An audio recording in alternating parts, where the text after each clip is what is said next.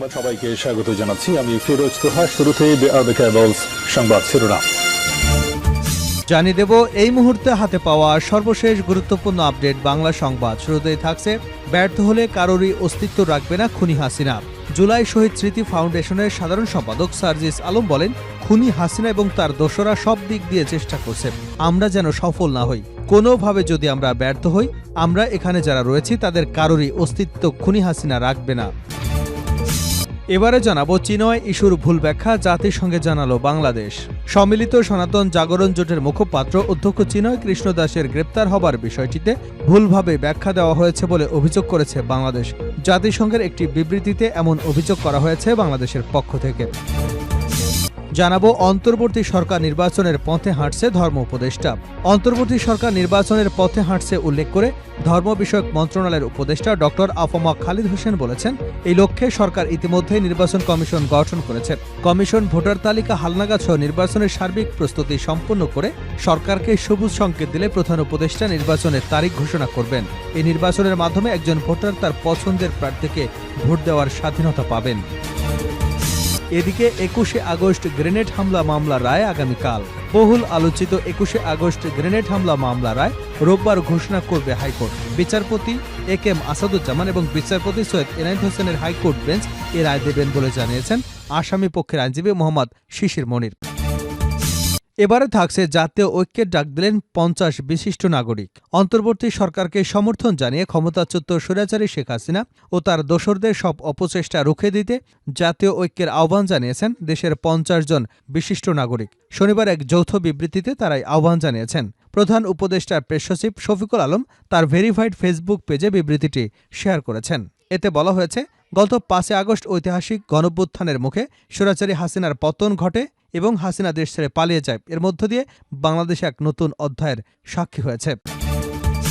এবং সর্বশেষ জানাবো আন্তর্জাতিক সংবাদ। বিজয়ের ঘোষণা দিলেন লেবাননের যোদ্ধাদের প্রধান। লেবাননের সঙ্গে ইসরায়েলের যুদ্ধবিরতি সম্মতির পর তা কার্যকর হয়েছে। এরপর ভাষণ দিয়েছেন দেশটির প্রতিরোধ যোদ্ধা হিজবুল্লাহর প্রধান নাইম কাসেম। এ সময় তিনি হিজবুল্লাহর বিজয় ঘোষণা করেন। শনিবার আল জাজিরার এক প্রতিবেদনে এ তথ্য জানা গেছে। হিজবুল্লাহর প্রধান বলেন, এটি আমাদের বিজয় ২০০৬ সালের তুলনায় অনেক বড় বিজয়। এতক্ষণ শিরোনাম শুনছিলেন, এবার বিস্তারিত। প্রিয় দর্শক, আপনি যদি এই চ্যানেলে নতুন হয়ে থাকেন, ভিডিওটি দেখতে দেখতে চ্যানেলটি সাবস্ক্রাইব করে আমাদের সঙ্গে থাকুন। আর এই ভিডিও সম্পর্কে আপনি আপনার মূল্যবান মতামতটি কমেন্ট বক্সে জানিয়ে দিন। আর হ্যাঁ প্রিয় দর্শক, জানিয়ে দিন ভিডিওটি কোথা থেকে দেখছেন। ব্যর্থ হলে কারোরই অস্তিত্ব রাখবে না খুনি হাসিনা, সার্জিস আলম। জুলাই শহীদ স্মৃতি ফাউন্ডেশনের সাধারণ সম্পাদক সার্জিস আলম বলেন, খুনি হাসিনা এবং তার দোসররা সব দিক দিয়ে চেষ্টা করছে, আমরা যেন সফল না হই। কোনোভাবে যদি আমরা ব্যর্থ হই, আমরা এখানে যারা রয়েছি তাদের কারোরই অস্তিত্ব খুনি হাসিনা রাখবে না। ৫ আগস্টের আগে অনেক শহীদ পরিবার রয়েছে, ঠিকমতো লাশ দাফন করতে দেওয়া হয়নি, বাড়িতে থাকতে দেওয়া হয় নাই, হয়রানি করা হয়েছে। আবার খুনি হাসিনা দোসরা যদি আসে তাহলে ওই কাজই করবে।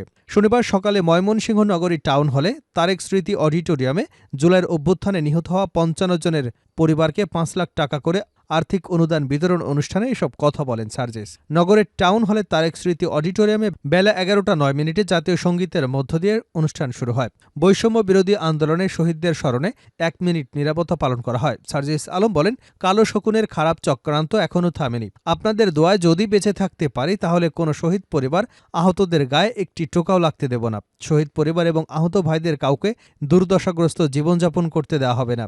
এটি করতে হয়তো একটু সময় লাগবে, আমরা জীবনের বিনিময়ে সবটুকু দিয়ে সবসময় আপনাদের পাশে থাকব। সার্জিস আলম আরও বলেন, আমাদের সকল দায়িত্ব যে স্বপ্ন নিয়ে, যে স্পিরিট নিয়ে সেই অভ্যুত্থান হয়েছে সেটিকে রক্ষা করা। আমরা একদিকে যেমন সরকারের গঠনমূলক সমালোচনা করব, অপরদিকে প্রশাসন সহ সকল স্তরের সার্বিক কাজে সহযোগিতা করব। প্রশাসনে যারা হত্যাযজ্ঞের সঙ্গে জড়িত ছিল, ফুটেজ দেখে, ছবি দেখে তাদেরকে শাস্তির আওতায় আনতে হবে। এখন যারা প্রশাসনের দায়িত্ব পালন করছেন, এটি তাদের অস্তিত্বের সঙ্গে সম্পর্কিত, কারণ তারা আজ এ জায়গায় বসেছেন এই অভ্যুত্থানের ফলে। চিনয় ইস্যুর ভুল ব্যাখ্যা জাতিসংঘে জানালো বাংলাদেশ। সম্মিলিত সনাতন জাগরণ জোটের মুখপাত্র অধ্যক্ষ চিনয় কৃষ্ণ দাসের গ্রেপ্তার হওয়ার বিষয়টি ভুলভাবে ব্যাখ্যা দেওয়া হয়েছে বলে অভিযোগ করেছে বাংলাদেশ। জাতিসংঘে একটি বিবৃতিতে এই অভিযোগ করা হয়েছে বাংলাদেশের পক্ষ থেকে। বৃহস্পতিবার সংখ্যালঘু ইস্যু সংক্রান্ত জাতিসংঘ ফোরামে সংখ্যালঘুদের সুরক্ষায় সরকারের গৃহীত পদক্ষেপ সম্পর্কে অবহিত করেন জেনেভায় জাতিসংঘ বাংলাদেশের স্থায়ী প্রতিনিধি তারেক মোহাম্মদ আরিফুল ইসলাম। বিবৃতিতে জাতিসংঘের বাংলাদেশের স্থায়ী প্রতিনিধি উল্লেখ করেন, অত্যন্ত হতাশার সঙ্গে আমরা লক্ষ্য করছি কিছু বক্তা চিন্ময় দাসের গ্রেপ্তারে ভুল ব্যাখ্যা করছেন। প্রকৃতপক্ষে তাকে নির্দিষ্ট অভিযোগে গ্রেপ্তার করা হয়েছে। মামলাটি আদালতে বিচারাধীন রয়েছে। সম্প্রতি একজন মুসলিম আইনজীবীকে নৃশংসভাবে হত্যা করবার পরেও আমাদের সরকারের তাৎক্ষণিক হস্তক্ষেপ এবং সব ধর্মের নেতাদের সমর্থনে শান্তি বজায় রাখতে এবং অপ্রীতিকর ঘটনা এড়াতে সহায়তা করা হয়েছে। স্থানীয় প্রতিনিধি আরও বলেন, আমাদের সরকার সতর্ক রয়েছে এবং যে কোনো মূল্যে ধর্মীয় সম্প্রীতি বজায় রাখতে এবং সংখ্যালঘুদের অধিকার ক্ষুণ্ণ করবার যে কোনো অপচেষ্টা ব্যর্থ করবার কাজ চালিয়ে যাবে। বক্তব্যে জাতিসংঘে বাংলাদেশের স্থায়ী প্রতিনিধি বলেন, গত ৫ই অগাস্টের পর দেশে সংগঠিত সহিংসতার পেছনে ধর্মীয় নয় বরং রাজনৈতিক ও ব্যক্তিগত বিষয় কাজ করছে।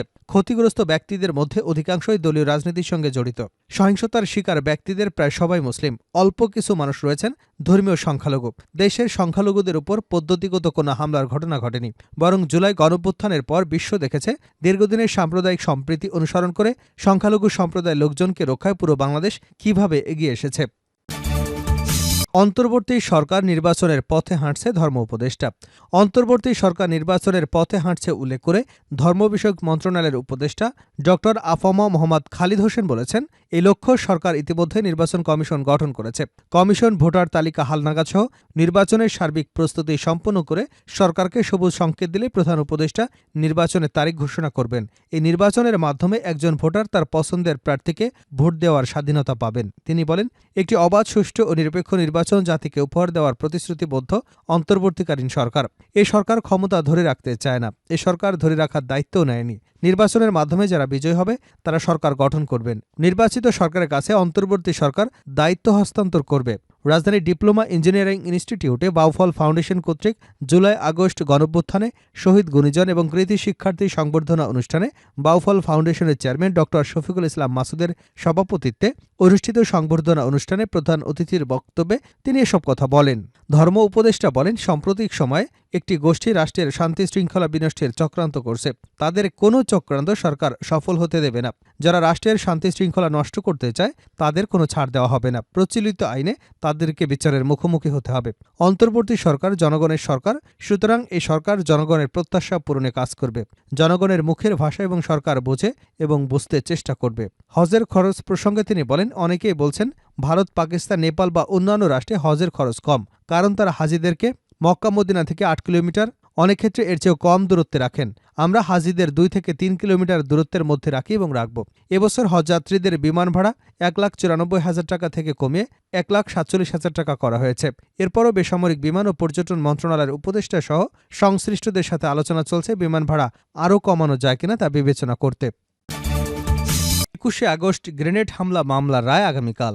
বহুল আলোচিত 21শে আগস্ট গ্রেনেড হামলা মামলার রায় রোববার ঘোষণা করবে হাইকোর্ট। বিচারপতি এ.কে.এম. শামসুজ্জামান এবং বিচারপতি সৈয়দ এনায়েত হোসেন দুজনের সমন্বয়ে গঠিত হাইকোর্ট বেঞ্চ এ রায় ঘোষণা দেবেন। শনিবার সাংবাদিকদের এ তথ্য জানানো হয়েছে। আওয়ামী লীগ সরকারের পতনের পর হাইকোর্টে নতুন করে শুরু হওয়া চাঞ্চল্যকর 21শে আগস্ট গ্রেনেড হামলা মামলার ডেথ রেফারেন্স এবং বিচারিক আদালতের রায়ের বিরুদ্ধে আসামির করা আপিল শুনানি শেষ হয়েছে। বিচারপতি এ.কে.এম. আসাদুজ্জামান এবং বিচারপতি সৈয়দ এনায়েত হোসেনের সমন্বয়ে গঠিত হাইকোর্ট বেঞ্চ শুনানি শেষে মামলাটি রায় ঘোষণার জন্য অপেক্ষমান রাখেন। অন্তর্বর্তী সরকার গঠনের পর 23 অক্টোবর চাঞ্চল্যকর এই হত্যা মামলা ডেথ রেফারেন্স এবং আপিল শুনানির জন্য প্রধান বিচারপতির দপ্তর থেকে হাইকোর্টের বিচারপতি এ.কে.এম. আসাদুজ্জামানের নেতৃত্বাধীন বেঞ্চে পাঠানো হয়। এরপর 31শে অক্টোবর হাইকোর্টের এই বেঞ্চে মামলার পেপার বুক পাঠের মধ্যে তিনি শুনানি শুরু করবে রাষ্ট্রপক্ষ। এরই ধারাবাহিকতা রাষ্ট্রপক্ষ এবং আসামি পক্ষের মধ্যে শুনানির জন্য মামলাটি রায়ের জন্য অপেক্ষমান রাখা হয়। 2004 সালের 21শে আগস্ট তৎকালীন বিরোধী দলীয় নেত্রী এবং সাবেক প্রধানমন্ত্রী শেখ হাসিনার সমাবেশে গ্রেনেড হামলা চালানো হয়। এতে দলটির নেতাকর্মী সহ 24 জন নিহত হন। আহত হন শেখ হাসিনা সহ বেশ কয়েকজন নেতাকর্মী। ওই হামলার ঘটনায় হত্যা এবং বিস্ফোরক দ্রব্য আইনে 2টি মামলা হয়। 2018 সালে বিচারক মামলা দুটি রায় দেন। রায়ে সাবেক স্বরাষ্ট্র প্রতিমন্ত্রী লুৎফুজ্জামান বাবর এবং সাবেক শিক্ষা উপমন্ত্রী আব্দুস সালাম পিন্টু সহ 19 জনের মৃত্যুদণ্ড দেওয়া হয়। এছাড়া বিএনপির ভারপ্রাপ্ত চেয়ারম্যান তারেক রহমান সহ 19 জনের যাবজ্জীবন এবং 11 জনের বিভিন্ন মেয়াদে কারাদণ্ড এবং অর্থদণ্ডের আদেশ দেন বিচারিক আদালত। বিজয়ের ঘোষণা দিলেন লেবাননের যোদ্ধাদের প্রধান। লেবাননের সঙ্গে ইসরায়েলের যুদ্ধবিরতির সম্মতির পর তা কার্যকর হয়েছে। এরপর ভাষণ দিয়েছেন দেশটির প্রতিরোধ যোদ্ধা হিজবুল্লাহর প্রধান নাঈম কাসেম। এ সময় তিনি হিজবুল্লাহর বিজয় ঘোষণা করেন। শনিবার আল জাজিরার এক প্রতিবেদনে এ তথ্য জানানো হয়েছে। হিজবুল্লাহর প্রধান বলেন, এটি আমাদের বিজয়। 2006 সালের তুলনায় অনেক বড় বিজয়। তিনি বলেন, যুদ্ধবিরতির দিনই তিনি এই ভাষণ দিতে চেয়েছিলেন। তবে আসলে কি ঘটতে যাচ্ছে তার জন্য জনগণ কিভাবে বিষয়গুলো নেবে সেটি দেখার জন্য তিনি দেরি করেছেন। বক্তৃতায় তিনি যুদ্ধবিরতি চুক্তি লঙ্ঘনের বিষয়ে সতর্কতা বজায় রাখেন। প্রতিবেদনে বলা হয়েছে, যুদ্ধবিরতির তৃতীয় দিনেও ইসরায়েলের চুক্তি লঙ্ঘন করে চলেছে। তারা লেবাননের নাগরিকদের উপর বন্দুকের গুলি থেকে শুরু করে গ্রামাঞ্চলে মার্কাভা ট্যাঙ্ক হামলা চালিয়েছে। বক্তৃতায় তিনি বলেন, তার দল লেবাননের রাজনৈতিক জীবনে রাজনৈতিক, সামাজিক, অর্থনৈতিকভাবে আরও বেশি একীভূত হতে ভূমিকা রাখবে। এর আগে বুধবার মধ্যরাতে ইসরায়েলের প্রধানমন্ত্রী বেনইয়ামিন নেতানিয়াহু যুদ্ধবিরতির ঘোষণা দেন। প্রাথমিক অবস্থায় ৬০ দিনের যুদ্ধবিরতির ঘোষণা করা হয়, যা পরবর্তী সময়ে আরও বাড়ানো হতে পারে।